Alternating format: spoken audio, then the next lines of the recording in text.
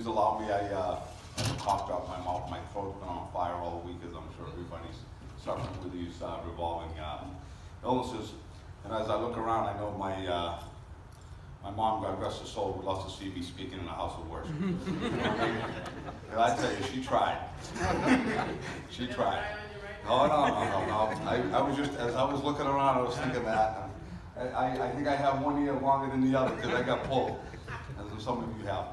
I said, my name is Manny Gomes. I'm as proud as can be to be the police chief in the city of Brockton. It's an amazing city. And when I hear about some of these issues, it's of concern. And I tell you it's of concern because, you know, we have a very dynamic, diverse community in the city of Brockton. And we've tried to spread our offices across that way, okay? We have, you know, officers in the traffic units that are doing these traffic stops. They represent the community. And I have to tell you, it's of concern because if you look at the police department, it's pretty much Brockton High class of 78, 79, 80, 81. I would say the vast majority, Ernie here, took Ernie a while to get out of high school. He could be like 3 or 4 classes. But Ernie knows what I mean. We talked about this, right? These are all Brockton kids. We all grew up here. I'm class of 81. It did take me only 4 years, but it was close. I'm telling you, it was close.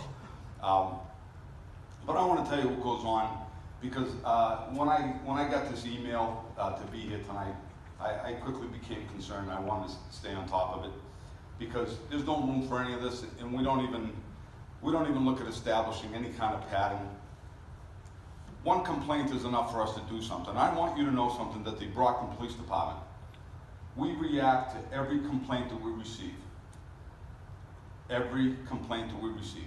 If you make a complaint, we will get you an answer in writing. That's our policy, that's what we do. So if you know anyone that feels one of those situations, one of these traffic stops, we'll do a case-by-case basis. I will tell you what has been going on, so you understand how these things sometimes can come about. And I've received some complaints in the past, and when they tell me the officer's name or describe it, it's not a Brockton officer. We have other law enforcement agencies that work here in the city sometimes. State police is here, plain clothes. I'm not passing the buck off to anyone, but I'm saying, if I receive that complaint and it's not a Brockton officer, I won't just let it go. I'll pass it on to the state police.